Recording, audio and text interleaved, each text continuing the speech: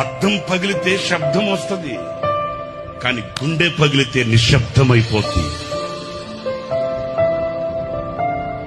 వేదన కలిగితే, బాధ కలిగితే మనసులో ఉన్న మనుషులకు చెప్పుకోగలుగుతాం, కానీ మనసులో ఉన్న మనుషులే గాయాన్ని రేగితే ఇంకెవరికి చెప్పుకుంటామండి.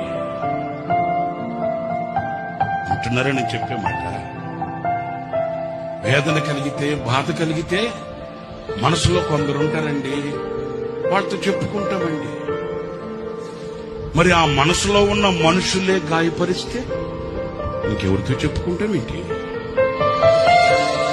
దేహానికి గాయమైతే కుదుట పడుతుంది, ఎవరో సహాయం చేస్తారు, మేలు కలుగుతుంది. మరి గుండెకే గాయమైతే గుండె గాయాన్ని చూడగలిగిన వాడు ఎవడున్నాడండి?